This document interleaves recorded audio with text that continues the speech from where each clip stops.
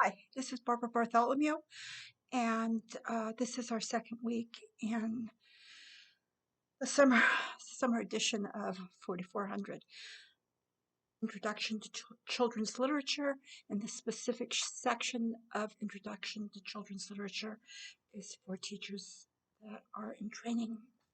And so I know some of you, I don't know all of you, and because it's a summer class, this is going up on California State University online offerings, and I looked over the course list before I began filming, and I noticed that some of you are from Long Beach and Chico, and then there's a couple coded that I don't know what they are. So I know we're throughout the state of California. I had not planned on doing any video lectures this summer. I was just going to give you some things to read. But as we did our introductory Zooms, I realized that everybody's pretty spent. I think this pandemic has ground all of us into the ground. So with that in mind, I'm going to try and make this easier for you. And what I'm going to ask you to do is, if you open the folder for this week, you'll see that actually I have a ton of stuff in there for you to read. You'll have a quiz this week on chapters 1 and 5. And so you have to read chapter 5. I think a lot of you already read chapter 1 last week. So in addition to that, there are many other things in there. And so after you watch this lecture, I'd like you to go back in while it's still fresh in your mind and look at those materials. What I'm going to ask you to do, instead of giving you a quiz on this video, is I'm going to ask you to take notes. And in those notes, I would like you then to reference the items that I have in that folder for you. So before I actually start talking, let me just show you. I didn't want to do this on Zoom, and actually I was too lazy to do it on Screencast-O-Matic because it would take a lot of extra editing for me. And so I'm going to have to do this cave woman style. I'm going to have to just write things out for you and show you my little printouts, and that's going to have to be the way it is. So when you open folders, you'll see something like this. That's your stuff for this week, and then I have some stuff up here that's just notes to myself. And so go in here and open these up and take a look.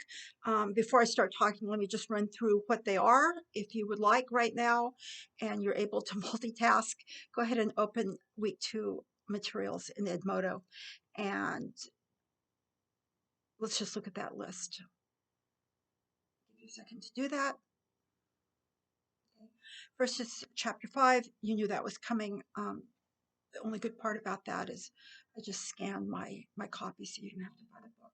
It's expensive, and actually it's a pretty boring book, but it's very comprehensive, and I wanted you to have the information.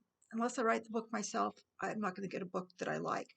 So this is about as close as possible. It's a little bit of a graduate book, and in other words, it's a book for graduate school. So I know we have one graduate student in here, and it's going to hit you at just the right level. Everybody else it's going to be a little bit harder for, but you can do it. That's how you get to be a better reader. You should read above your head a little. So first thing we're going to do is chapter 5. Then we're going to do the Orden Gillingham. We'll get to Samuel Orden maybe, and maybe we won't. He was a doctor. He's a little bit of a crackpot, but actually he had the good sense to hire Anne Gillingham, who's brilliant. She's a reading specialist, and she put together what we now consider basic phonics methodology for when and how to introduce children to sounds and how to advance them. And that was sort of her big gift. He took credit for it, even though it wasn't his. So we always say Orden, his name first, her name last, even though she was sort of the superstar in this. The first thing in that folder are phonograms. I actually printed this for you so you could see it. Here they are. So you'll see something here. It says spelling sounds. I uploaded an article for you I want you to read. It's by Louisa Moats, and I expect to see that in your notes. So don't just blow it off. You can't go and find the cliff notes to it. You actually have to read it. It's going to help tie everything we're talking about for me tonight in together. So these are, as you can see, spelling sounds, and these are a nice little guidepost for you when you're teaching children reading, and also you can use them for assessment and to make your own cards. So I have those. I have the spelling rules. There's, I believe, 35 of them that were from the original Orton-Gillingham work. The first one is the reason kids can't learn to read. It's the silent E rule. So if you have man, which is a CVC word, consonant, vowel, consonant, and you put an E on the end, man becomes main.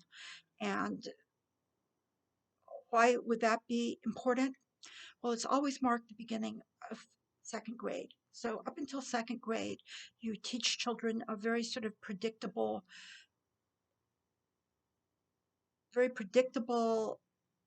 reading words with not a lot of deviation. So you don't throw tricks at them right away. You try and stay two words that don't break the rules. When you get into the silent E word, it's really the first time kids are breaking the rules. And a lot of kids get very, very confused. Teachers don't understand it. They keep going. Those kids are lost like forever. A lot of them never, ever recover. I know you're thinking I'm being hyperbolic about this. I'm not being hyperbolic. I have spent actually my whole life teaching people to read, adults to read, people who can't read, from every walk of life, and little kids that nobody else thought could read, including my daughter, who had had meningitis when she was an infant, and then she went to kindergarten, and lo and behold, she couldn't read at all. And it scared the hell out of me. I thought the world was coming to an end. And I set about teaching her how to read. That's how I became a reading specialist myself. So when you go back and you work with people who can't read, um, the sooner you catch them, the better. But you'll notice over and over that they don't not learn to read at sixth grade. They don't learn to read at eighth grade level. They don't start to stumble in high school reading. Everybody gets stuck at second grade. And so what's the big culprit? Actually, it's that silent E rule. And then Orton-Gillingham has, I believe, 34 rules altogether. And if you can get children to see those, see the patterns in them, recognize those words, you have really taken them a long way. Next thing I have for you on our list is a little song from Hallie Yop. No, you won't hear her on the radio. She's a reading specialist at California State University, Fullerton, and she developed this test a long time ago called the Singer Yop. Singer was her professor, and he let her actually run with it and perfect something that he had in. It's for phonemic awareness. This is where you hear the sounds and rather than reading the letters and making the sounds. So why is that important? It's also the reason people can't read is they don't know where to break the words down because they can't hear breaking points. A lot of you remember when you were in school, your teacher would go, wonderful, wonderful, three syllables. And you would be tapping it out, and little by little, those rhythms became second nature to you, and you just began to see where words broke apart, and you could hear them. Go down, those of you that are in Kern County, if you're in Long Beach, you're in Chico, you're at other campuses throughout the CSU, go find the local literacy council and go volunteer 20 hours of your time. Go work with some adults who can't read and write. And what you'll see is you'll be flabbergasted. It's all the same story. Um, they have no idea where the word breaks. So they don't see that ing that you and I see. So we say singing. Doesn't exist for them. And so you have to work with something called phonemic awareness through the ears. Doesn't involve looking at print, though as you get more advanced in phonemic awareness, a lot of people introduce the phonemic awareness exercises with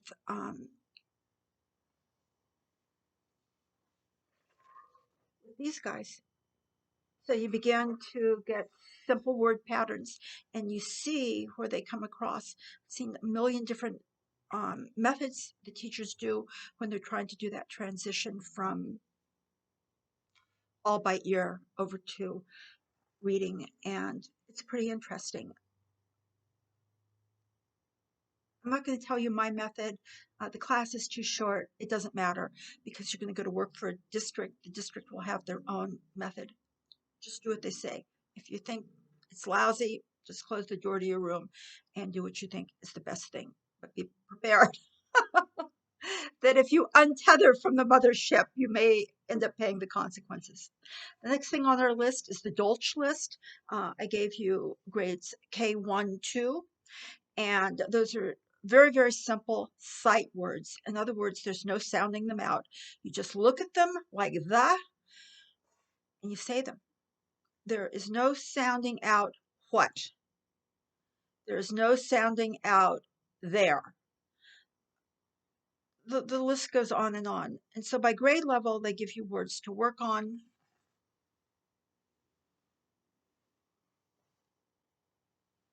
These are not sight words, but somewhere in my life, I have a little pack of these. You can get these at any teacher supply, and they have different themes. And so you can get sight words, and so blue is a sight word. You know what it is. Can't sound blue out unless you have a pretty sophisticated phonogram system in place in your mind. And eventually you will. You want to get to the point with a student where they're hitting what we call automaticity. In other words, they don't have to sit and think about it. They don't have to think, where does that break apart? Or is there a silent E there? Or what does OA say? And just look at it and they say it. That's why you and I can read as quickly as we read, because we don't have to sound out every word. We are working off a very, very high rate of prediction from having read hundreds and thousands of words in texts. So a lot of times, even if you're not a very fast reader, a very good reader, you aren't even aware how much your powers of prediction in reading are facilitating your being able to read quickly and accurately. Then the next thing on the list is an alphabet strategy. One of my graduate students wrote it out. I like it a lot. It's just an easy way of teaching little kids alphabet. Then the next thing is Jean Shaw, a goddess. And Jean Shaw had, I believe, 5 stages that children go through. And the ages, excuse me, I'm looking out the door at something, and the ages at which children hit those stages. Find that interesting. And then the last thing is a Renaissance child's drawing, and we'll get to that in a few minutes. I think I skipped over something called concepts of print. And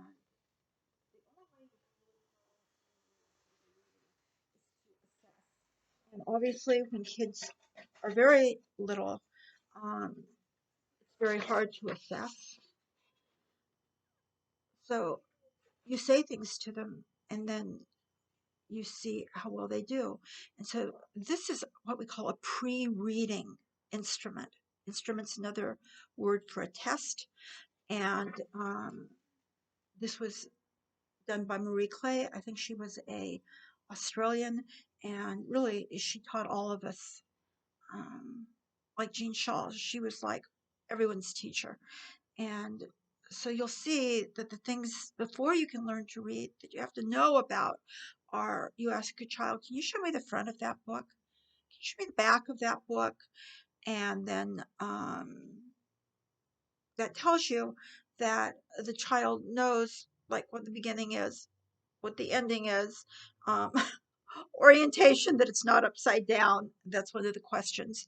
And there's actually 13 things. And the most sophisticated one is to be able to identify a capital letter, because, of course, capitals convey meaning. And there's more, but we have to start somewhere. And so I'm going to start with a question. Excuse me. I'm in the middle of tremendous allergies right now. I just took some Benadryl, so if I get fuzzy headed and can't remember things, you'll know why that is. But I'm have some water, and I'm hoping I don't have an asthma attack. So one of the students in our introduction said to me, "Why, why are we looking at reading? Why aren't we just reading kids' books?" And I know a lot of you took this class thinking this will be really easy. We'll just read kids' books. Well, you know what? You can go to the library and do that. Um, Underneath reading, there's a lot of other stuff you need to know in order to be actually an effective teacher of reading books with kids. And one of the things you need to know is when a kid isn't cutting it. I know we have one graduate student in this class. Welcome. And that student is not, I think everyone in this class is on the elementary school teaching license track, and this student is actually on the high school teaching track. And so I'm sure you're thinking, why in the world, why in the world do we need to know how to teach alphabet and do assessments and teach reading?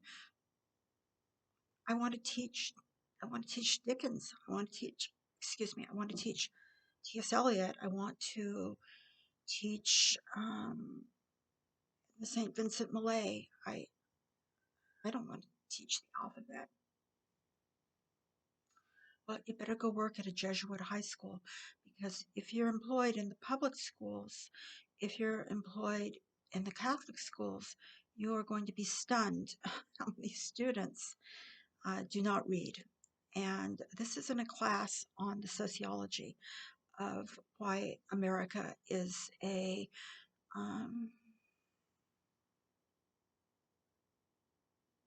trying to think of a nice way of saying this. I can't think of a nice way of saying this. Why we are a dying leader in world leadership. And increasingly it's because we're just lazy. We just want to be entertained. People don't really want to work hard for things. They don't want to take the time. They don't want to take the time to teach their children. Uh, Parents want things. They want a brand new Jeep Wrangler. They want a really nice house with, a 70-inch TV. Work a couple of jobs to get that. Nobody can stay home and teach the kids. And some of you are going, that was my story. A lot of you, this is familiar to. Some of you are homeschooled. Boy, were you ever lucky if you were homeschooled. That's really the Cadillac way of going, but you need a stay-at-home parent, usually a mother, who is willing to sit and teach you. So what happens is you go into school as a new teacher, or as a student teacher, and you say to yourself, okay, I've got my lesson mapped out. This is what I'm going to do today. And then it's just like chaos. It takes you a month to get the students under control, get your classroom management in place, and then you're like, okay, now we're going to read some literature. And nobody can read. It's like, oh God, what am I going to do? What you can do, you're going to teach them how to read. That's your job. You have to teach them how to read. And they will be, unfortunately, not all at the same level. It would be perfect if everybody was frozen at the beginning of second grade and you were teaching sixth grade. Perfect, because then you could teach the whole class starting at that place. But no, that's not what happens. People are all over the map. Then you have some advanced students, you have ESL students. So it's just the day you walk into that classroom, you really have to be a specialist. You have to know what you're doing, and you have to know how to assess, and you have to be able to figure out how you're going to get through to every single child. And if that seems like a tall order, it is a tall order. But let me tell you something. It's the best feeling in the world when you know that you have turned on the light for someone. It's the best feeling in the world when you know that you have changed their life. And when kids start raising their hands and saying, "Are we going to have free reading on Friday? We're going to have some time to read," or they beg you to let them take books home from your classroom library, it's just makes you feel like a little god. Like, I did this. And for your information, it's not that parents mean to be neglectful. It's just if parents knew what they were doing in terms of um, parenting their children in schooling, we wouldn't have these problems. But they're also lost. So not only are you going to be a teacher to these children, K-12, you are also going to be a teacher to their parents on how they can be your teaching assistant, and barring that, how they can just be helpful. And actually, this is a great place to start our talk tonight. The most fundamental thing you or a parent can do to make their child a better reader is to talk to them. Say it again. Talk to children. Talk to your children. Tell the parents. You have to talk to the kids. And in Kern County, if you're what's called Title I school, or anywhere in California, here in San Diego, I'm sitting in San Diego right now. It doesn't matter where you are. A lot of parents were poor students themselves. And if you ever get them to open up to you, they'll say, I can't read. I can't read to my child. I'm not a very good reader myself. Or they'll say, I was never good at school. I'm not comfortable trying to teach them or tell them things because I don't really know that much about things besides cars. Or I've been a waitress my whole life. I mean, what do I know? I just know what I write down for my job. So you have to convey to them that children get a love of language from hearing other people speak. That's the very first place we start. Now, writing is not speaking on paper.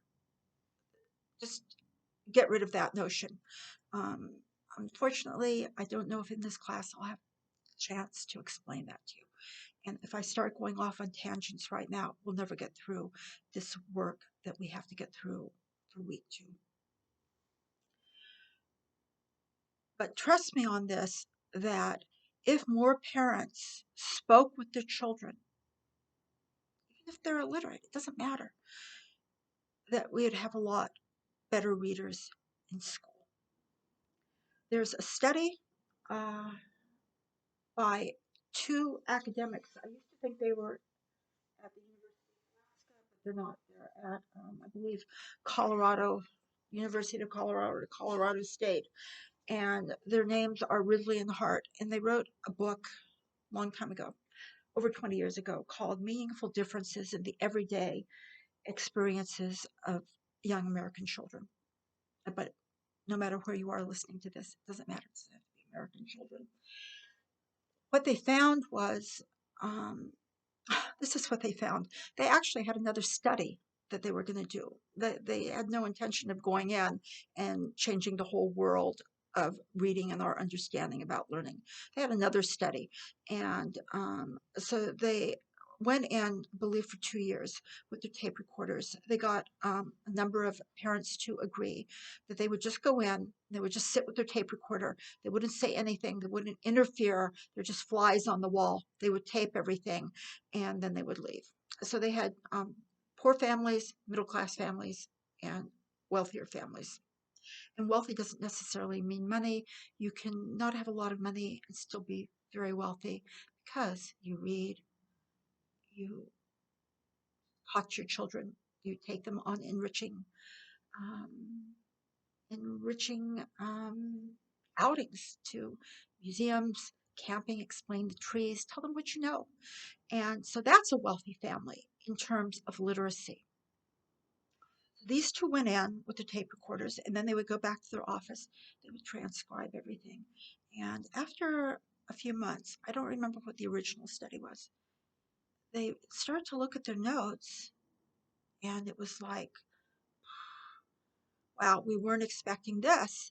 What they found was that the number of utterances out of the mouths of poorer parents and families were far less than out of children from middle class or wealthier families whose parents took a great interest in talking to them, explaining things to them, asking them to help them with cooking or engaging them, not just sitting them in front of the TV, just parking them there, interested in their homework, wanting to talk about things. Even when these parents were tired, it wasn't as though they didn't have jobs.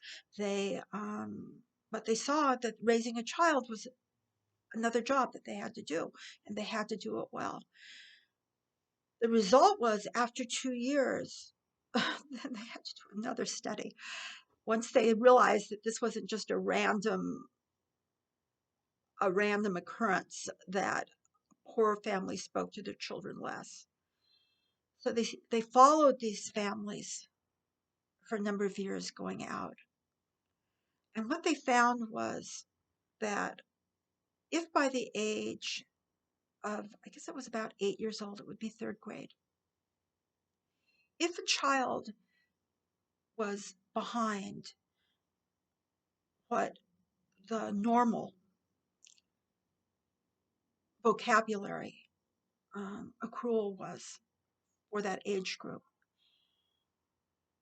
that they were behind in fourth grade, sixth grade, eighth grade, and oftentimes they dropped out of school. They never made it through high school.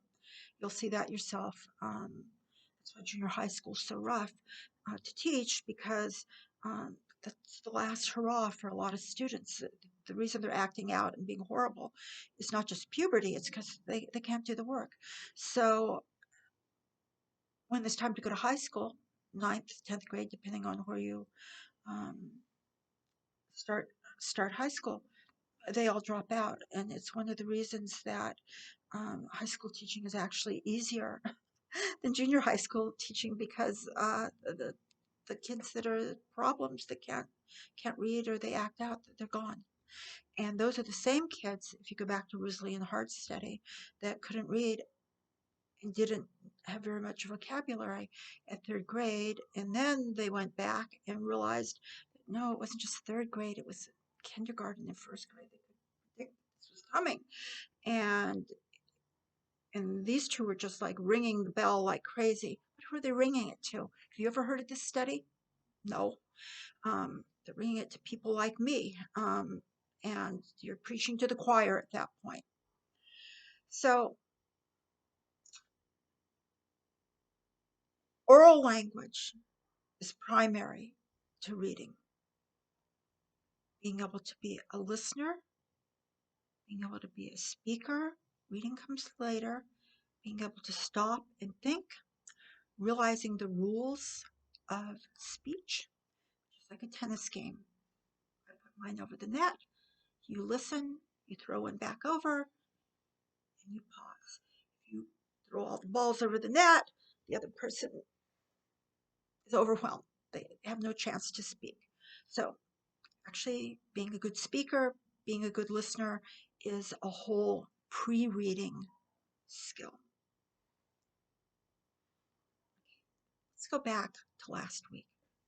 So last week I put in the Benadryl. I'm getting a dopey head. So last week I put in our folder, our week one folder, a little video. I hope all of you watched it. It's like 40 seconds. I could sit and I could watch that video all night. And believe me, I have. I've probably watched that video more than any other video on YouTube. Because when I watch that video, what I see is I see the the story of mankind spooling out between those twins. For anybody who's just didn't watch it, or you're tuning into this video from some other source, we watched a video on twins. I think they were out of Germany because obviously the kids were 6 months old and they didn't speak, so you just had to listen to the parents prompting them, and they appeared to be speaking German. And so you've got these two babies, and they are eye locked on each other. I mean, their faces are this close together, and they're learning those rules. I don't know if you realize that if they both start like talking together, which is babbling, one of them stops, and then the other one pulls forward, and he's watching everything. Watch their micro expressions. They're trying to form, and one of the twins keeps going, I don't know, like yeah, yeah, and the other one's watching the mouth and starts to yeah, he's trying to imitate. This is the very beginning of speech. We could be back in caveman days. That's how nobody was there. But when you see this, you realize there it is. That's the only way it could have started, which is babbling. And then somebody holds up, they know this from studies of twins, a twin will hold something up, the two children will look at it, they'll agree on a word for it, and then they have a word for it, and then they have the first word of the vocabulary, and then they keep building on that. So once there was some sort of a vocabulary, probably safety first, like watch out, stop, whatever the words for that was, a grunt, something like that, or a scream, you can imagine. But once they realized that they could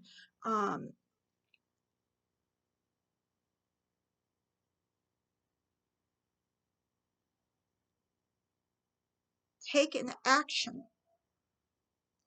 or an activity or an object and give it a word symbol, because the word for a pen is not a pen, it's just a word. When I say it, you know what I'm talking about. I go like this, no, or I start jumping up and down, I'm going to catch your attention. And if I keep saying the same word over and over, ack, ack, ack. Next time I say ack, you're going to look, because you're going to think, I know that word. That means danger. That means stop. That means you're going to fall. That means there's an animal behind you. And so that is how we believe things developed with language. Like I said, nobody was there. Once we had some sort of fundamental language, thing that came, of course, storytelling. That's why we're in this class. So storytelling is everything. This is the story of man. Man is his stories. If you ever get a chance, you can read somebody called Roger Schenck, who incidentally was down at what's his name, Jeffrey Epstein's sex parties, but that was after he had sort of fallen from the the Mount Olympus of cognition and linguistics, where he had very, very early on in the 70s laid out the primary rules that now allow speech to text recognition and all of the things that allow us to have smart applications. And so he had a whole theory, and one of his theories was that stories are intelligence. And the more stories you have, the greater your intelligence. It doesn't mean the story of your summer vacation. It could be an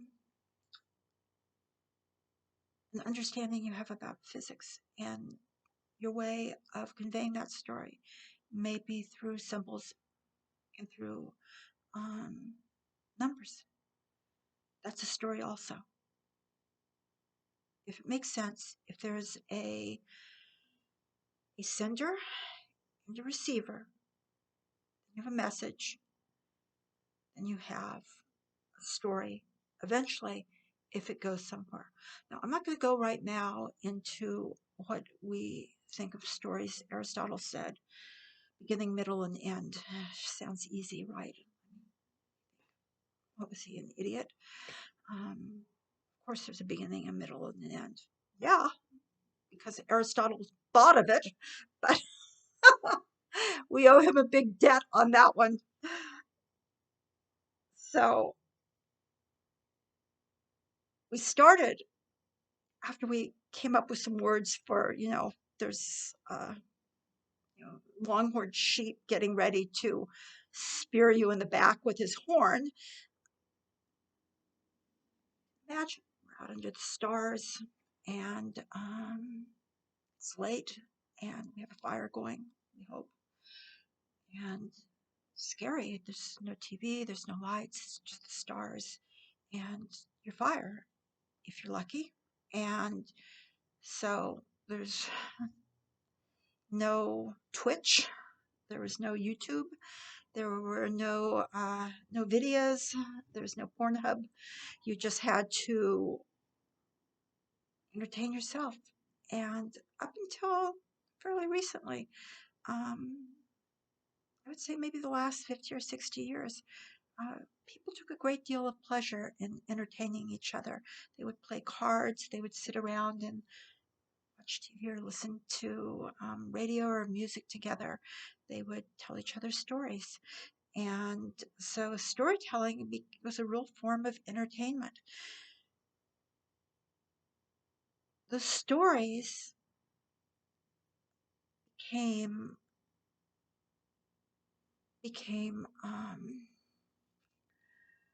not just entertainment, they became ways of introducing warnings. They became ways of explaining the natural world. So as you were sitting there in front of the campfire, you would look up and, oh my God, it looked like all these eyes looking back at you. Could that be why we're God making creatures, humans? Because originally we looked up and we saw eyes looking back at us. It seemed as though someone must be looking down on us, maybe taking care of us or punishing us. And things began to take other symbolism based on those early conversations and stories that were told and retold. So if you look at the stars the way they sparkle, it's easy to see why gems became precious, because they reminded you of the stars. Look at gold, gold remind you of? What color is the sun? You look at silver. What does it remind you of? So, stories had other value of um, creating value within a society of greaters, lessers, what was important, what we needed to warn people about. Um, the Bible, of course, was not written, the Old Testament probably, I've heard different approximations of when the Old Testament was written. But for our purposes right here, let's just say 2 to 3,000 years ago. So I think the Epic of Gilgamesh was written 3,200 to 3,400 BC. It's the first piece of Sumerian. It's the first piece of major literature. But those biblical stories weren't just written down, they were told. And what are they? They're all warnings, starting with Adam and Eve. You do what you're told to do. And if you don't, you're going to pay. And then each one of these stories is another warning. Then you get, you can't miss that you're in the Old Testament. It's a lot of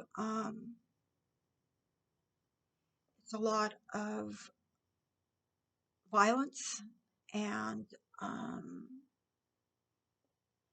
a lot of what would you say? It's a vengeful God. It's a God that is there to met out favors if you do what you're supposed to do. And if you don't, look out. You're going to pay. To the New Testament, and New Testament's like reading Zen. Jesus has been like a willow in the wind, and not the old Hammurabi's code of the Old Testament. An eye for an eye, a tooth for a tooth. That's definitely the Old Testament. All these sort of very sweet stories, these stories of experiences that are conveyed. These begin to lay the groundwork for all stories that were to follow. And if you look at the Old Testament stories, many of them are not unique to Judaism and then later Christianity. They were told or appear in pagan texts and are myths. So one of the students said to me when we were Zooming and our introduction, she said to me, "Why are we doing myths and folk tales?" That's where it all began. And this class is being given in English, and I am in an English department. And we are following something called the Western Canon, Canon.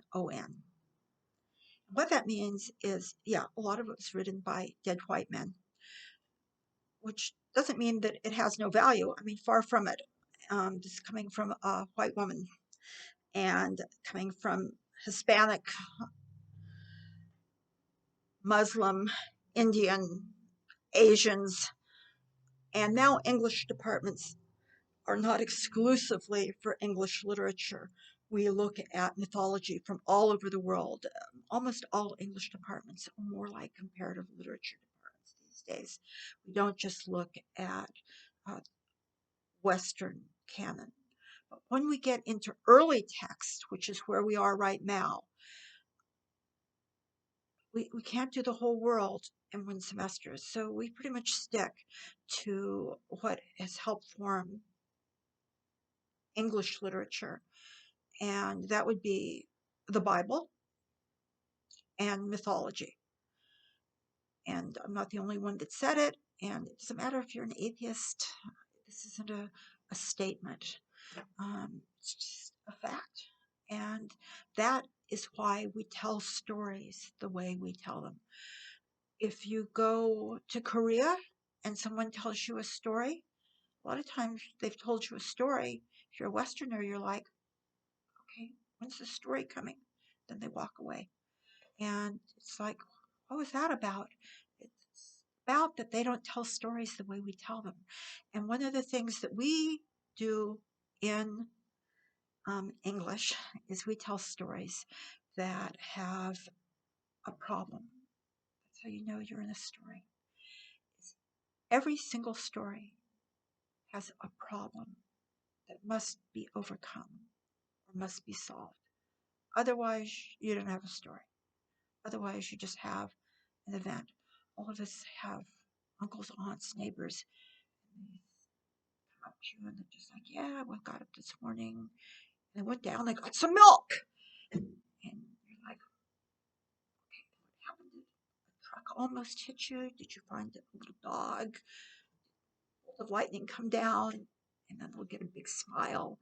They'll say, okay, see you, I'm going for a walk. It's like, okay, not my kind of story, but I guess it was a story.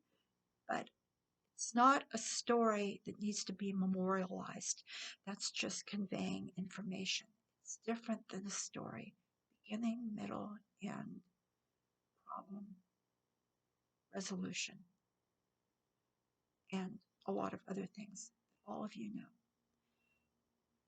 Plot, setting, theme, characters, and so on. So you know what? That's why we're here. And you, as the teacher, must look at your students and do some kind of an evaluation on them. It can be one of the evaluations I have in the folder for you to figure out where they are in their reading, where they are in their literacy. And if they pass that one, you go up the ladder to the next one. In there, I have something called the San Diego Quick, which is not because I'm in San Diego. It was developed by some professors at San Diego State. And it's, you can, it's one page. And it's going to, when I say quick, it's that quick.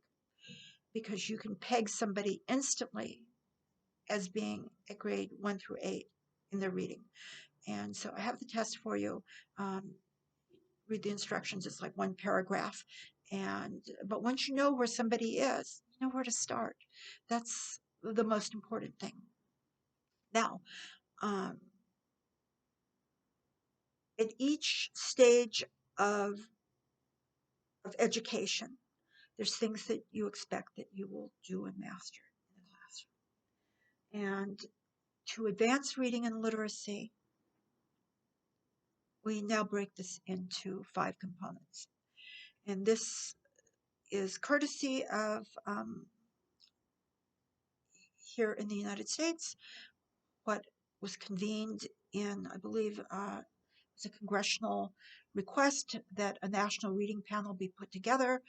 They worked and reviewed, I believe, over 100,000 studies from 1966 forward, and that showed evidence, not how somebody felt about something, that displayed evidence for what were the best practices in teaching reading. And that came in under George W. Bush's administration. And he had renamed the ESHA, Elementary and Secondary Education Act, which went back to the Johnson administration. He renamed it. It's where Title I funds come from. No Child Left Behind. And that's a whole class. And then Obama came along and he renamed it, and he called it Race to the Top. And boy, those two really took the wrong step. One a Republican and one a Democrat. It just shows that politicians should not be educational practices. However, what the National Reading Panel found was very, very good. And I'm going to tell you, you will see somewhere, I think I wrote last week, we'll be looking at what we call the 5 pillars of reading. tonight. What are the 5 pillars of reading? They're the 5 fundamentals that someone must know in order to be a competent reader. So the first one is phonemic awareness. And if you look in that file, you'll see I have a WAV file. And it's a phonemic sound awareness. And it's a little song that goes like this. They're working on the short vowel sounds, A, E, I, O, U. So it starts, I like to eat, I like to eat apples and bananas. So working on the short A. Oh, I'm sorry, we're working on the to eat, like on the long I. I like to eat. And then we go into the short A sound. Apples and bananas. And then there's a little child singing. Then she goes to the next sound. O. Low to oat. Low to oat. Opals on bananas. And then it keeps going down. And the phonemic awareness, being able to sub out sounds, insert other sounds.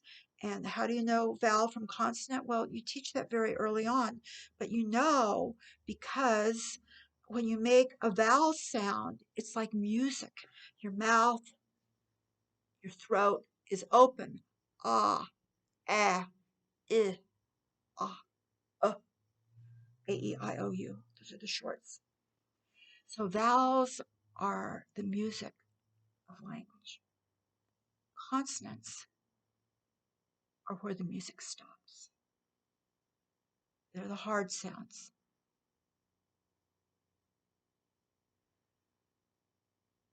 Used to be, you know what? As I'm saying this, I'm thinking we have gotten so far from the roots of what made our country one of the best reading nations in the world, even though they've been decrying this for years. Americans can't read. That's not true. Americans could read. They just didn't like to read because they wanted to do other things like ride their motorbikes and watch television and go to the beach. But were they reading? They could read. And it used to be in order to become an elementary school teacher, you had to be able to play the piano. And the reason was that they wanted children to sing. And why would that be? Well,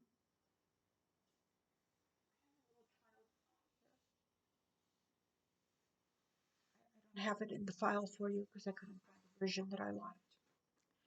And it goes like this. This is the day we give babies away with a half a pound of tea. You just open the lid and out pops the kid with a 12-month guarantee. OT with a 12-month guarantee. This is the day we give babies away with a half a pound of tea. If you know any ladies who want any babies, just send them round to me, just send them round to me. And it keeps going on. So let's look at that. Playing that on the piano. This is the day we give babies away.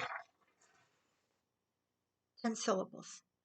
This is the day we give babies away with a half a pound of tea. What is that? That's syllabication. That's where everybody falls down. That's breaking the words apart. That's knowing when there's an ing at the end, that's knowing the syllables. And it's natural. It's fun. The kids love to sing and they get silly. Anytime you can bring fun into your classroom, you're doing a big favor to the children. Unlike these murder sessions that they do these days, where they're drilling kids and once a month you have a test, and oh my God, we've gotten so far away from all the things that make school fun and make learning fun. So music's in our language. And whenever I go into a Vietnamese restaurant or a business and I hear the Vietnamese talking, it sounds like birds singing to me. I'm just enchanted by it. It's such a wonderful sound, the music of their language. Every language has its own music. I think German is the least musical of all the languages, but that's my own opinion. But as you sing in English, that's all we have to worry about is just English, is that whole thing of landing on the syllable and getting that through. So, yes, anytime you can use song to advance your classroom, we've lost that. We've lost the music of language. And you want to try and regain that. That is why I had to film this lecture, even though I can tell I'm rambling because I ramble anyway, no matter. Um, Let me sort of pull this back on track so that we can go to the next thing. So phonemic awareness is through the ear. It's just working with sounds, and it's talking to kids. It's singing with them. It's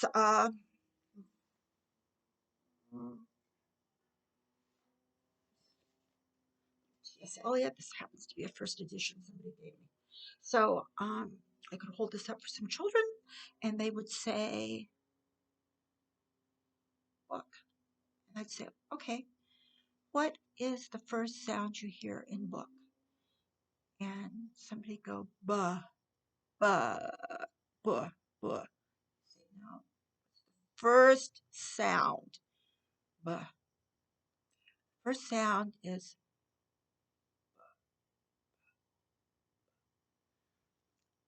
try not to get a vowel behind it.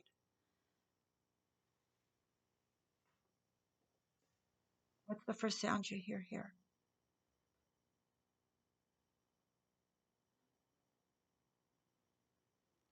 From there, get all the sounds.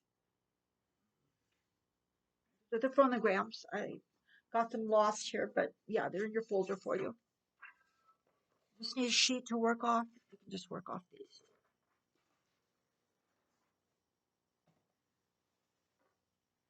These are from Howden Mifflin, and every so often I lose these. I actually go into a panic. Um, I had some students make me some of their own. You can make your own. You don't have to use these, but I like these. And so alphabet cards. So from years only, now we go to eyes. And when you're teaching the alphabet, of course, like singing it, A, B, C, D, E, F, G, you can do that with these cards and you can test kids. So unfortunately, I don't have an Elmo here, so I can't let you watch my hands. But actually, you can see me back there. And if I had a child in front of me, I want to do an assessment. I want to see how much they knew and learned of the alphabet. I would take these cards, sing with them. A, B, C, D. And then once they're all out, I'd say, "You know what, Jose? What do you think?" And then I would take the card out. "What do you think this letter is?"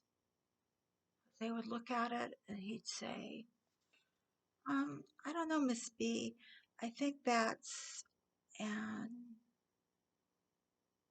J. That's a J. And I'd say, let's work on this. And I keep it. Maybe I'd pull another letter out and say, Jose, what's this letter? They would say, oh, no, that letter must be, that's a W. I'd say, here, you keep this one. We're making it into a game. And at the end of the day, Jose wants all the cards. He doesn't want you to have more cards than he has. So I think you can see what you can do with something as easy as this. If you're like, oh man, I want some cards like that. You can probably find them. Like I say, when I lose these, I just go into a lather and put the reading specialist thing for you. When you're teaching the alphabet, you're going to teach the small letters first. You're going to teach the large letters after. Why is that? Because lowercase letters carry no meaning. Uppercase letters carry meaning. It's you capitalize geographies, names, places, book titles. I mean, as I say it, you're like, oh yeah, I never thought about that. So I have these, and then these also come with digraphs. Digraphs are two sounds that go together. You can't pull this apart and say t and get th or th. Makes more than one sound. Same thing with this. It's not the same as a blend, BL. Those you can pull apart, the B and the L. So first you teach the letters, lowercase first, then uppercase, and then you move on to these other sounds until the students have them all mastered. Okay, that's phonics. You have to know phonics. And while you're working on it, what is literature? Where's the literature? You're thinking, where's the literature? At this stage, this is where we are. This stage, we're here. This is called a decodable book. So, in the parlance of reading, decoding is breaking down the word. Encoding is putting meaning back into it.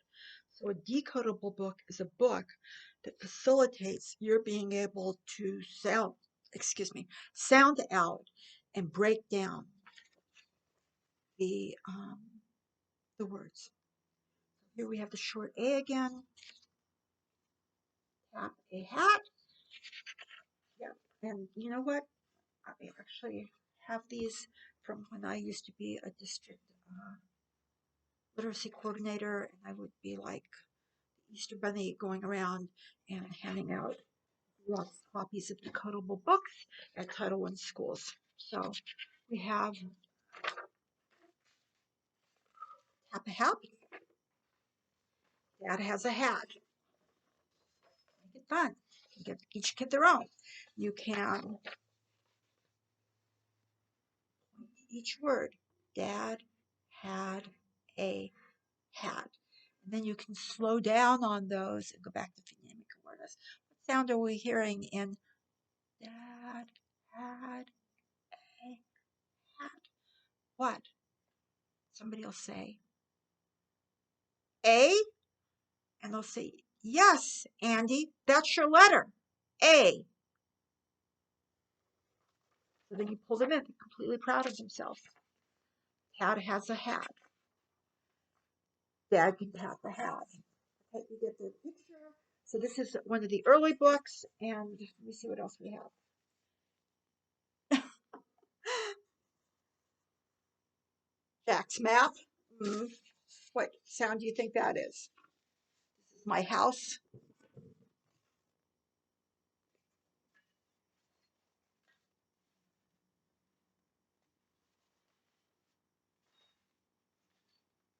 just looking for one of the more advanced books. And another short A book. I And that happened. Somebody cleaned out my office and I lost a lot of these. So it gives you an idea. Yeah, here's one. Case frames.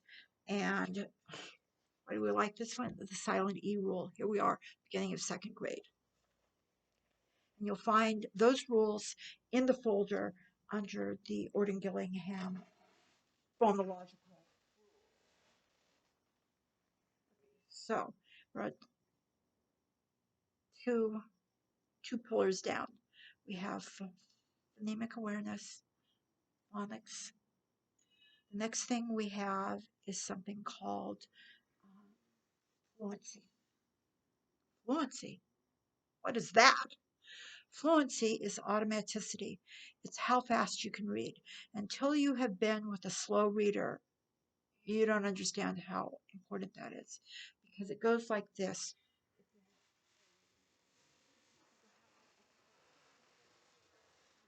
Simulations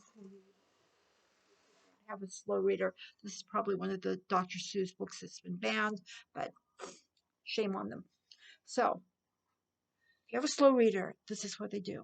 They look at that and they go, own, and no, not own. We worked on this already. John, what is that? You remember that? It's this many. How many? One? Yes. Let's not forget that. One. You can make him a card. Make him his own flashcard. Give it to him. Put the letter one. Draw one duck on it so he knows that it's one. And then he can carry it around in his pocket and look at it, and it becomes a sight word. So got past this finally, and then we're on to the next word. So one.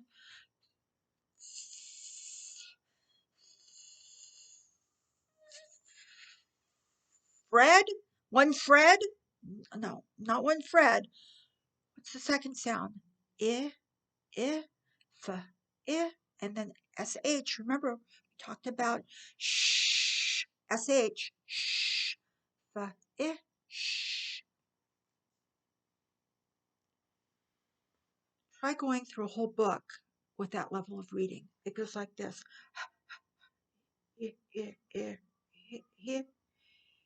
Here are so many. No, that's not so many, that's some. Here are some. But miss, I saw the E on the end. That should be some. Not that word, Harry. Not that word. That is an exception. So you have lake, cake, bake, all of those make the vowel say its own name. But some words like love, have, some have a silent E. It doesn't make the vowel say its own name. So you know what? By the time you go through this, it's just what story? I mean, you're so busy just navigating the text, you never get to the actual story. So when you have a reader like that, the best thing to do is for you to read with them and let them read while you sort of do the lead or chorally in a group where their little voice gets blended into the others and they don't have to be ashamed. And you start to read. I don't have any flashcards, unfortunately, but as you get into longer texts or students that are dyslexic or word blind, we won't go into that right now, but when you see it, you'll know it. The best thing to do with those students, because their eyes tend to be all over the page, is to get some sort of a little card. And as they're reading, actually something that old reading specialists use called a tachistoscope. And it actually is like a little card with a hole in it, and you fit it over each word so they're reading one single word at a time and their eyes don't get all scrambled. Is this a long process? It's a very long process for a kid who can't read. That's why you have to recruit parents. And so then how do you recruit parents that don't read or that don't want to read or whatever? Somebody has got to cook dinner. Somebody has got to do laundry. Somebody has got to have a little time driving to a soccer game or to the market, and you've got the kid in the car with you, and you say, tell this to the parents, come on, Javier, bring your book with us. And while mommy's driving, you read to me. And then the child will say, but mommy, I don't read very well. And you say, it's okay. I just want to hear the story. You tell me the story. I want to hear it. And you do the best you can. And when we get home, we can read it together. And you know what? Kids always brighten. And then they start reading stuff that isn't on the page. But it doesn't matter because they love it. They love that they're spending time with someone they love reading. And you are going to be, oh, I didn't give you that term, loco parentis, students in the classroom, it's in place of the parent. And you will be that person. And I don't think the whole time I ever worked in schools, I don't think I ever had lunch by myself. I wasn't in the teacher's lounge. I was down in the lunchroom sitting with kids. They'd be reading to me. I'd be up in my room, and I'd have like one kid going through my library, putting the books in an order that he liked and saying, Miss, can I just read you this? And there'd be another kid sitting there, and I'd be teaching him reading, and somebody else would be saying, what is this word? What does this mean? And you know what? That's what you want to get going. You want to get a whole literacy, like culture going, where everybody is dying for your attention. English teacher, they have to give you what you want to get that attention. What you want is for them to be Englishy with you. Through speaking, through telling stories, through listening to your stories, through, I used to arrange my classes so that if the students did all of their work during the week um, and didn't drive me too crazy, then on Friday I would give them 1 or 2 hours of free reading. And I had special books that I only brought out during free reading time. And if they were really good books, at the time I think Goosebumps was very, very popular. It's before Harry Potter. And I had some other books that were old, but I had found them. They're scary books. Kids love scary books, books about mummies, books about dogs. So I'd bring all those books out that weren't in the regular library. Just dying to have them. And the books that I thought were going to get stolen, I would make the students give me $1 so that I got my books returned to me at the end of class. And you could hear a pin drop in that class, or you could hear students saying to the kid next to them, look at this, look at what this says, or look at this picture. And the two of them would get a conversation going. You don't want to snuff that out. That's what you want to do when you're reading a book. Don't you want to talk to somebody about it? So I hope you see where we're going with this whole thing about reading and literacy, and why I'm introducing this in a children's literature class, because the books that you will be reading, the books you want them to be able to read, you are going to have to sell a little because you've got big competition out there. Media, with their phones, with apps, with games. You want to successfully compete. And your school will have rules about what the place of computers and all of that is in the classroom.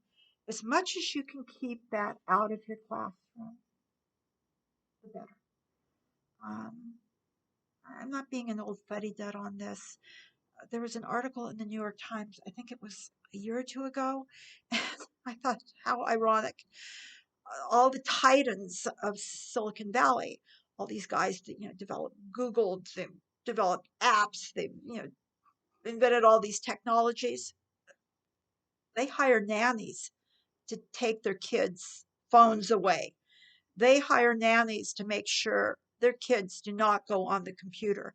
They want their children reading, and they send them to private schools with private tutors to ensure that they get an old fashioned education. You know what? I've sat on both sides of the fence. I've sent my children to private school and I've sent my children to public school. I've worked in public schools, and I can tell you that the teachers I work with, if they could afford it, they send their kids to private schools because everybody wants their kid to have an old fashioned education, not all this crazy stuff that some business company is peddling through the district office to make money. And because they've got a superintendent in there that doesn't know squat about education. And so they're just listening to the salesman going, okay, we're going to buy like 7,500 copies and put them in all of our first grade classrooms. It's just like, forget that. Just go Xerox a few things and use those with your students. I always say you don't need money to run a school. You just need a copier and some chalk and some excitement, some butcher block paper. Kids can write their own books. Some of you were with me. You know, Percy, who's sitting out there right now listening to this, was with me last term. And I'm trying to do this without tipping my computer over. So here's some books student teachers made themselves, and students make these. Oh my God, do they ever love to do that? Um, there's companies and they make blank books. Unfortunately, I have some, but I have no idea where they are. So these books are about the size of this, and they're just white. They're completely empty. I think they have about 14 pages, and I mean, just don't give them. When they're on sale, you can get them for $1 or $2. So you buy as many as you can. You have to spend your own money. I'm sorry to give you that news, but it's going to make your life better.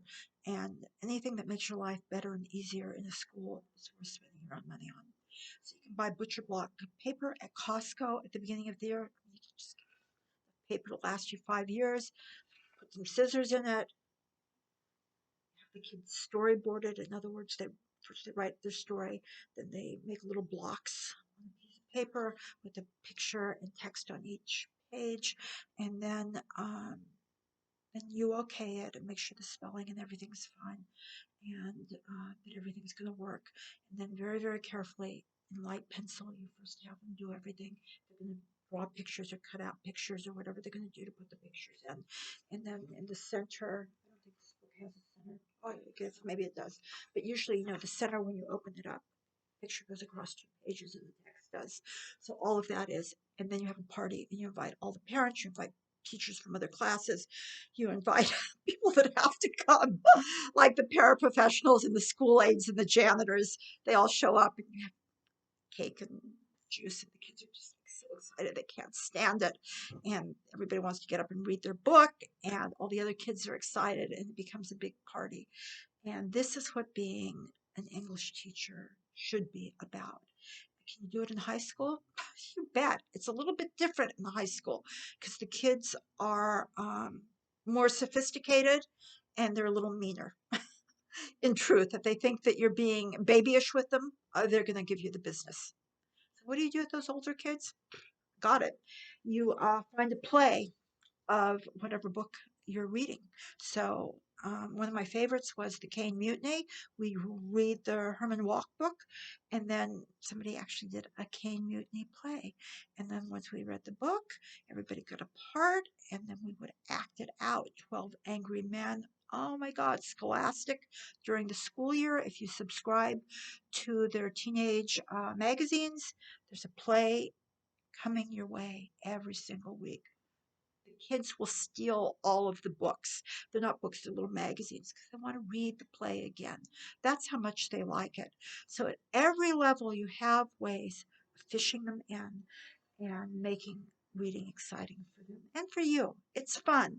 When you're having fun, they're having fun. And when they're having fun and learning, you know what? You think there is no better job in the world than what I have right now. And I'm lucky enough that I've thought that my entire career. No better job in the world.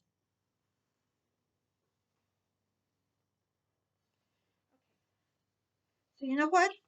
I've been rambling forever, but actually, we're getting somewhere. We're going to wind this up maybe 10 minutes.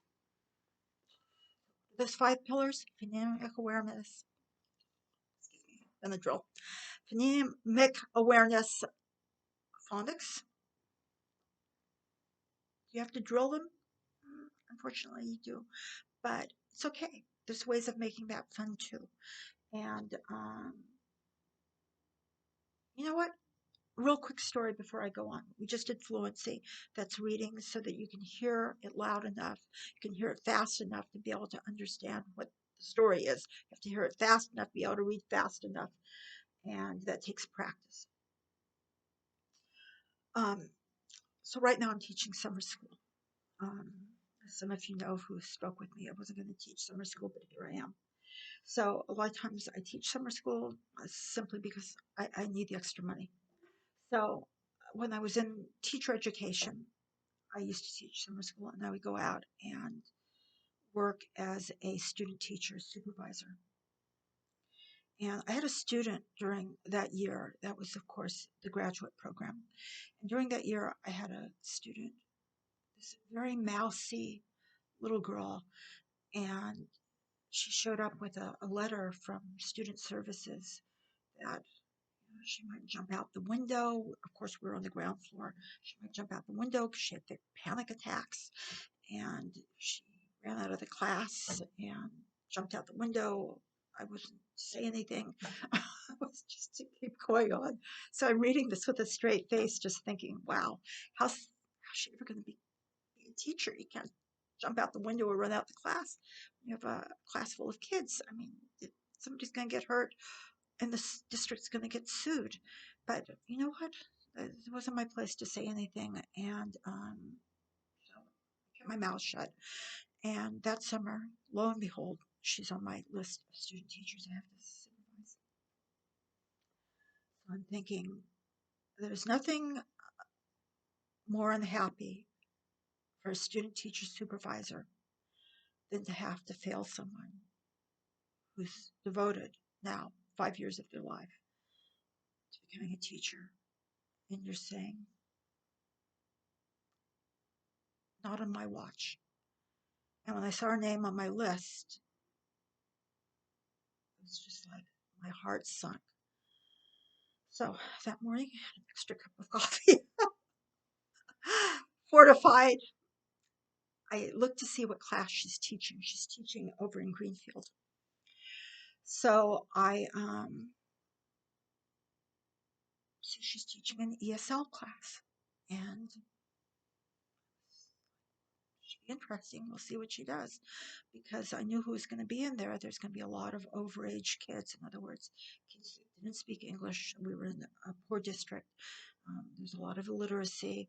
I knew that there were going to be like fifth graders who were 17 years old. I knew that it was going to be a real hard ride for her because they weren't in summer school because they wanted to be. There was summer school to get lunch, and they'd been held over. They had to go to summer school. I walked in her class, and you know what? I had to do a double take. Looked, and it looked like her, but it was a creature I did not recognize. It was this happy, animated, loud, very prepared individual who had her students doing something called direct instruction. Last time I saw a direct instruction class was probably 10 years earlier. Nobody does direct instruction anymore. They should. Um, it's it's what we call kinesthetic learning. So, in other words, you're incorporating the body into the learning. So, you do in direct instruction, you do chants, you do raps, you do rhythmic um, drills. But you're not just sitting there like that, clapping. She was dancing. The kids got up and they were watching her and they were all dancing. It's like Beyonce, like a Beyonce video. And you know what? I was just amazed. She had them trained like circus animals. They were so on point, so on cue. She just was snapping them right through. Then she broke them into threes the way you used to do row, row, row your boat. And, each part would come in. She had each group sort of doing stuff. They got to move around the classroom. Perfect, because the whole class was boys. They were older boys. Boys hate to sit in their seats. I hate to generalize like that because a lot of girls do, but that's why boys are in special education disproportionately. They have a hard time sitting down, and she knew it. Um, and anyway, it was a fabulous lesson. She got through those drills, and everybody was laughing. They're having fun, and she was like, "Yeah, I'll see you guys in the lunchroom." She's going to go sit with them the way I used to, and enjoy them and teach them some more stuff, and not waste that instruction time. And I said to her, "Where did you learn how to do that?" And she said, "Oh," she said, "I was a special education student." Surprise. I was a special education student, and my teachers used to do it with me. And I thought, you know what? I'm not going to use an expletive, but good for you, girl. Good for you. There is going to be a career for you in teaching because you made to order for kids that need somebody exactly like you. And I have no idea whatever happened to her, but yeah, you can make drills fun. And if you go on the web, there's a guy, he's long dead. He was at the University of Oregon. His name was Siegfried, and I can't remember his last name. It began with an E. You can type into YouTube Siegfried, and then E dot dot dot, and probably some of his old videos. He was like a vacuum cleaner salesman in the 1950s. And one day he's out selling vacuums door to door, and he just has this epiphany, and he thinks, "I've got a better mousetrap. I know how to teach. I know how to teach kids to read." I think he had trouble reading himself. And he's the one that thought up that chanting, clapping, a rhythmic. And the kids will start screaming. They'll be so excited. And the more pumped up you get them, actually, the more they're learning. And when you look at his old footage from the 1950s, it's just like, wow, he really changed education. But then that started to, in education, which is like surfers always looking for the next wave, the newest thing, um, instead of sticking with things that work. And also, it was thought of as like child abuse. That was during the time of whole language when it was, you just gave children a book and it was organic. And they would just open the book, and by being close to the book, they would just start to read. And not in any world I've ever lived in, but um, I've heard people say that a lot of children teach themselves to read, but not children who are struggling to read. They don't teach themselves to read. They need what we call explicit instruction. So down that list now, vocabulary. So that we did fluency. Now we're going to do vocabulary. How do you learn vocabulary? Can you do pull-outs, flashcards, and lists? You can. A lot of you did that in high school. I worked at a high school for a couple of years. At the beginning of the year, the assistant principal would come in. She literally had hundreds of thousands of these gigantic piles. I think she had like 10,000 words she wanted us to teach the juniors and the seniors in the course of the year. I would look at those words. I didn't know half of them myself. It's like, oh, what's the point here? And she'd say, "We want them to do well on the SAT." And I would think to myself, okay, let's read. Let's read. And one of the teachers I worked with, I was a newer teacher in that school, so I just did what I was told to do. And he was a little more sophisticated than I was. And he was like, "I'm not going to do it." And I was like, well, what do you do? He said, how do you know what I don't do? How do you not know what I do? And I said, well, I've been here like 15 minutes. How am I supposed to know? And he said, well, he says, I work with the lowest reading kids in the school. And he said, I have students who are 21 years old and they were pushed up to ninth grade. They've never gone beyond ninth grade.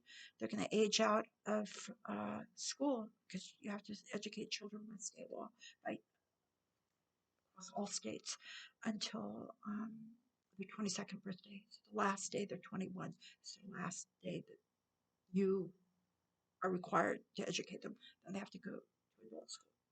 So I said, well, how are you teaching them? And he'd say, how am I teaching them? Come to my class after school. He said, all those kids that are going to be terrifying you, you're going to have to lock your doors because you're afraid they're going to come in and murder you. Um, those are my kids. You come into my class and you'll see what I do. I'm not giving them these lists. They would have me buried on the football field or break into my car and trash it. So I went to his class, and I'll be damned if this guy didn't have the formula. What did he read? He read the most gruesome, graphic books that you can get by a high school district office. But it was for literature. So who's the guy that wrote Native Son? Richard Wright. He wrote Black Boy. He wrote Native Son. So Native Son is this. If you haven't read it, it's a story about this guy. His name is Bigger, and I can't remember his last name, or if he's just known as Bigger. And he's this great big black guy, and uneducated, and he's violent. And at one point, he rapes. He rapes. I shouldn't be laughing about this. It's not funny at all. But he rapes and murders a woman, and then he cuts off her head. And he has it in a bag, and he's traveling around with it during several chapters of the book. And the class was just transfixed. I had some of the students in my class, man, they were just swinging off the light fixtures. This guy just had them absolutely quiet. And he'd be stopping, he'd read a few sentences, and he'd stop and he'd say, so what do you think it would be like to be on a bus with a guy who had a woman's head in a bag? And the students would be sitting there and they would really be thinking about it. I mean, it was an ethics question. He took these he took these books that were, I mean, off the charts, and he brought them down and made them life lessons. And then he had his vocabulary, like these words. These are important words. They're going to come up on our next book, which is something even more horrible. And so, you know what? I took a page from this guy, actually. And I thought, you know what? I can do this too. So I started to look at the tabloids as in New York. I started to look at the tabloids every morning before I got to school, not the New York Times, forget it. I went to the papers that had all the murders in them, and I would look for stories about teenagers, getting shot, committing crimes, being sentenced, and I would cut them out and I would Xerox them. And then on the bottom of the sheet, I would write out the vocabulary that they needed to know in order to be able to read the story. And then I would have a few questions that I wanted to discuss in class. And you know what? My whole life changed after that. I was trying to read things that the district wanted me to read with the students, like Catcher in the Rye, and I Know Why the Caged Bird Sings, and forget it, nobody was interested. They wanted to read murder stories, but it was good because actually no murder story is exactly the same, and and and it got the students thinking a lot about their lives. A lot of them lived in the Coney Island projects.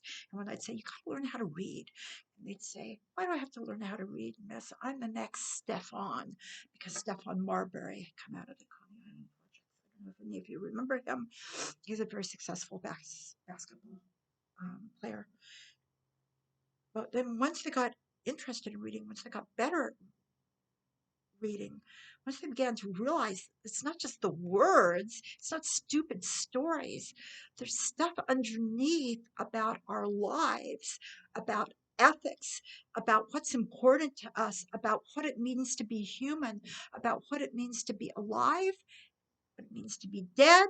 Does someone have the right to violate your right to be alive? And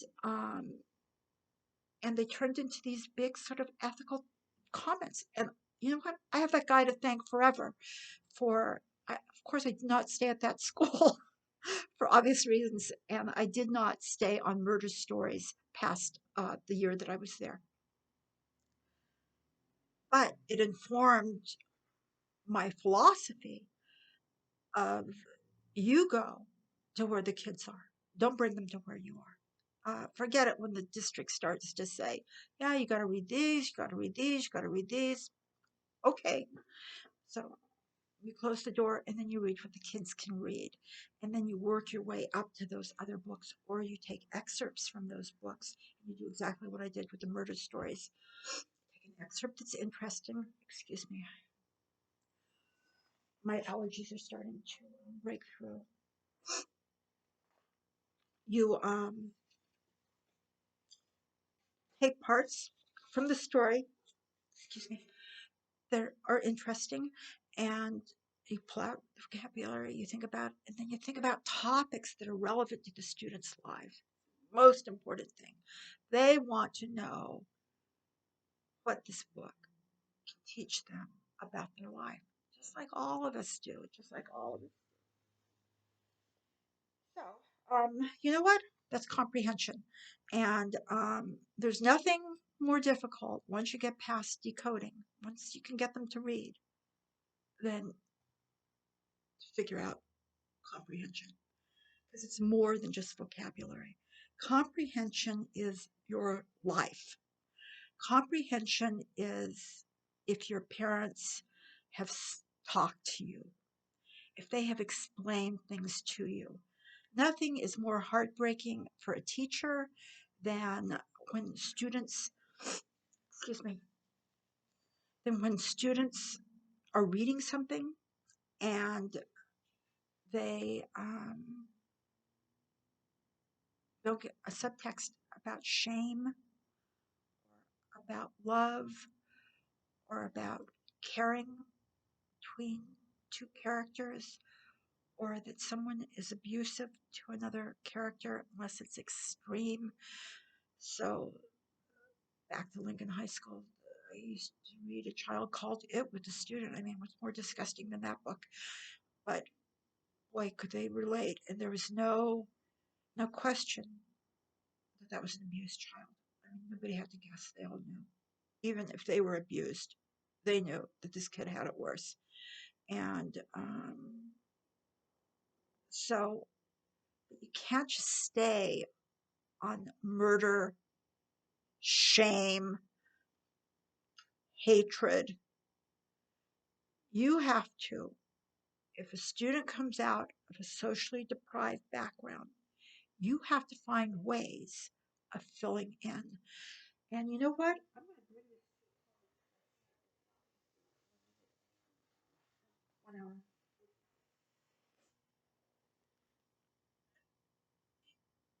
You have to love every student in your class.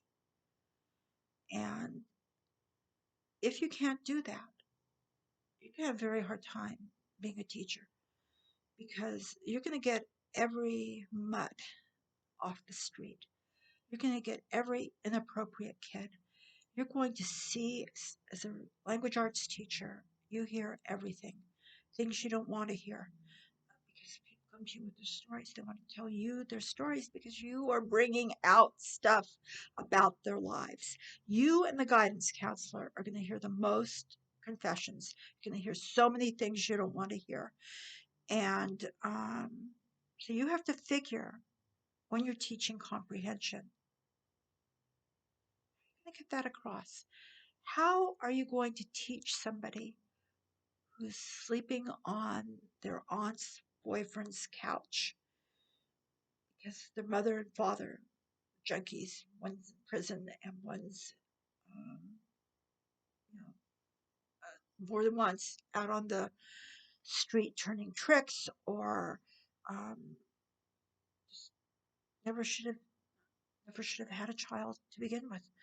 Um, I mean, you hate to say that, but there's some people, and you think they were really unsuited for this chore, and so you've got these feral kids and kids that come from. You don't have to come from a poor family to be a feral kid. Some of the most neglected kids are kids that are from middle class and wealthy families. So you have to go in and fill that in for them.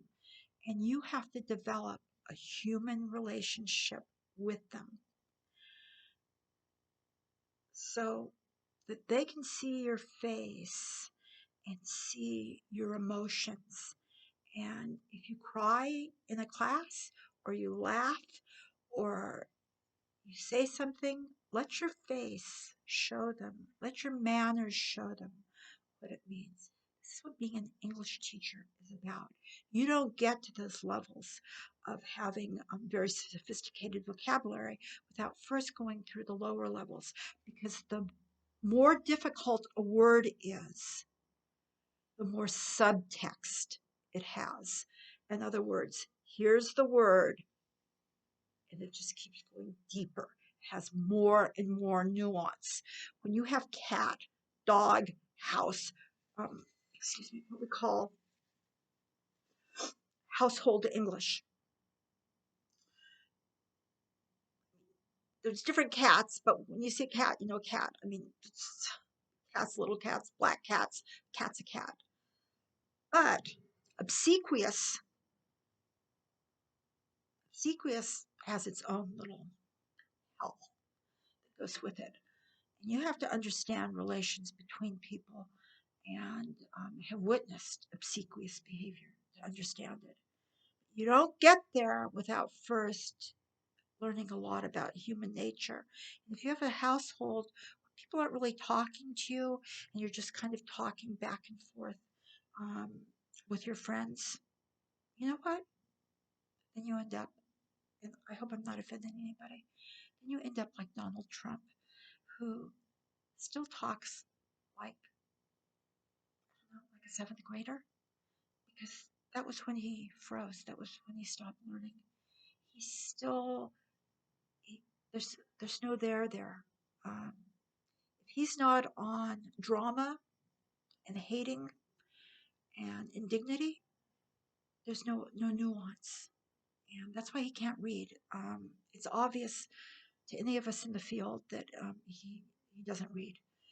So you don't want to let a Donald Trump. He was also a disturbed, very disturbed child. He had what we call conduct disorder, which is actually the first stage of psychopathy. And nobody ever talks about that. But yeah, he was a special case.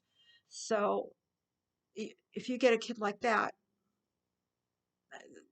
you're not going to change them. You want to get them out of your classroom in the special education classroom so you can teach. You don't want to sacrifice 27 other students so that you can try and get through to one kid you're never going to get through to.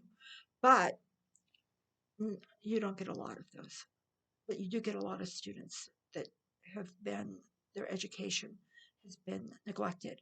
And if you want to get to the big words, to the big ideas, first you have to crawl up and know what things are. And you are the viewpoint character. That's it. I'm done.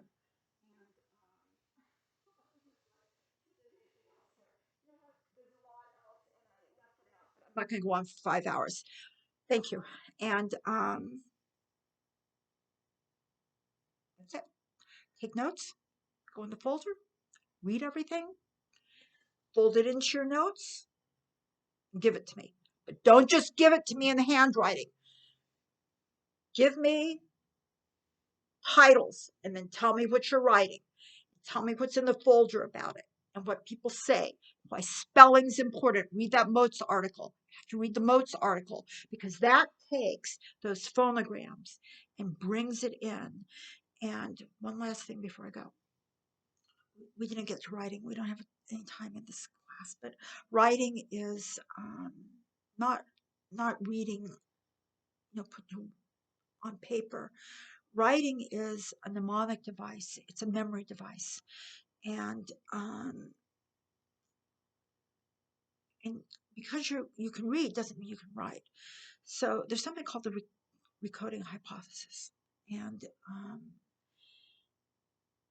it states that when you read, you're breaking down the words and using all the rules you know in order to make sense of the words. When you write, recoding, in other words, you're taking everything you knew or learned about reading and you are using those rules to be a writer.